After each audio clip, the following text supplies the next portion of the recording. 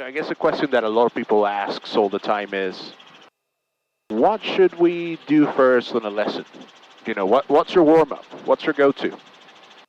Mine is always a normal takeoff and normal landing. Every single time. Right. Just to set the pace, see how the helicopter's doing, warm it up. Everything we do starts with a hover, ends with a hover, and then we build everything we learn off that normal approach. We build on steep and shallow. So that's what I do.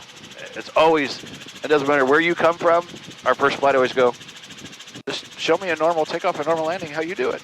Air traffic stock 2630, Mike, going to be doing a crosswind, extending our crosswind for the traffic for runway 22, Merritt. I think it is a very good practice to do that, give you all the tips.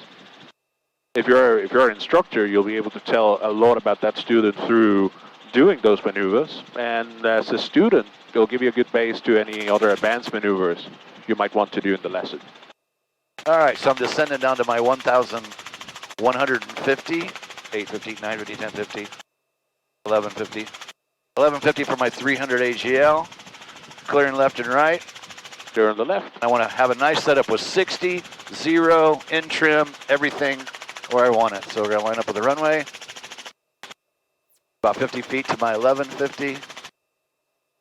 Line up with the runway, get the hair slow, pick that speed back up, get rid of that rate of descent, because I want the same sight picture every time for consistency. So I want to set it up the same way. And that's how you can go to any airport in the world and fly a normal approach. People go, well, I want to just do my check right here because I know the runway. Well, if you use good technique, you can go to any runway in the world and do the same thing. And do it, absolutely. Do the same thing. So I'm going to use the number 9, even though it's hard to see, that's where my spot is. So I got my 60, 0 rate of descent, 40 feet higher, but I don't care. In trim, close enough. And I'm coming into what would be a normal. Right about, I don't know, about now. So same 3 things, a little down collective, a little right pedal, a little left cyclic. Start my descent. Perfect. Should look like I'm always approaching those numbers at the same speed. Collective controls the angle, cyclic controls the speed. Somebody recently said, the never-ending approach. I go, I like it. The never-ending approach. You're going so damn slow that you feel like you're never going to freaking get there. Start at 60, and then to 55, and then to 50, and then to 45, and then to 30, and just... It needs to be a progressive approach. Gradually just keep slowing it down. Or as some people want to say, down the wire, right? Yep. So now we're about just over 200 feet per minute. So our airspeed can drop off now and we don't care. Doesn't matter. Keeping a nice angle. Nice and slow. And we don't have to flare it this way at the end. And there's not much work at the end either to clean it up. To come to the hover, you really don't have to do anything. When you're doing the faster or you're putting a flare on it, then you got to put more inputs and it's harder work doing it this way.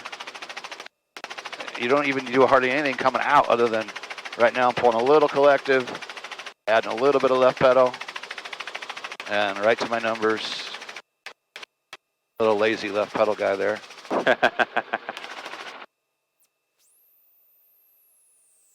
there we go. Perfect. I like it. That's I nice. like it too. All right, and then here's what I do. You and I have been doing this together, obviously, already. But I do this even with private. Every time, this is how I make them take off. The slow, painful, methodical takeoff. And I do it all year round. Oh yeah. And I even did this in EMS. I never did aggressive takeoff. And the company was fine with that. There's no need. There's really no need.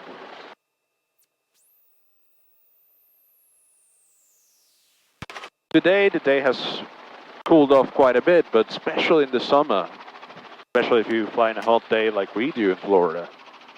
You know it more than we do. You have higher heat and higher humidity. Higher humidity probably, well, humidity might be higher humidity. Higher humidity for sure, for sure. We operate near the city of Lakeland, and the name Lakeland is there for a reason, right? Lots of humidity around.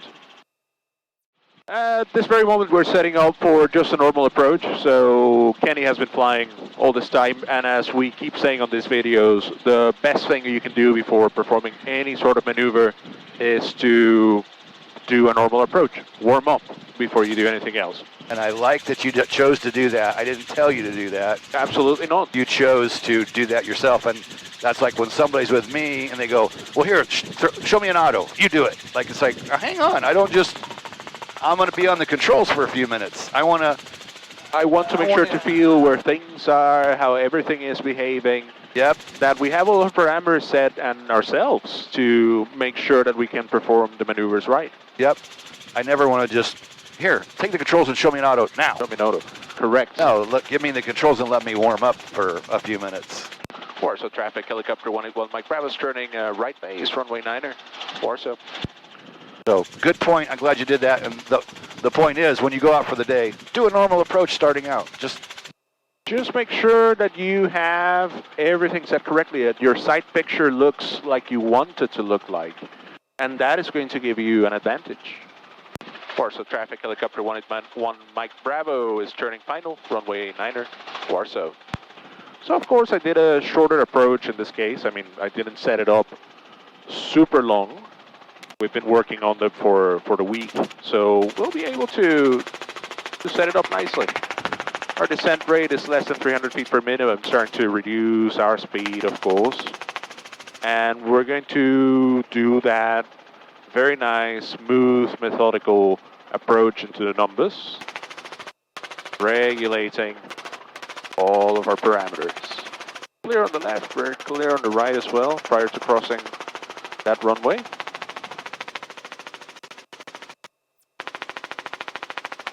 Perfect.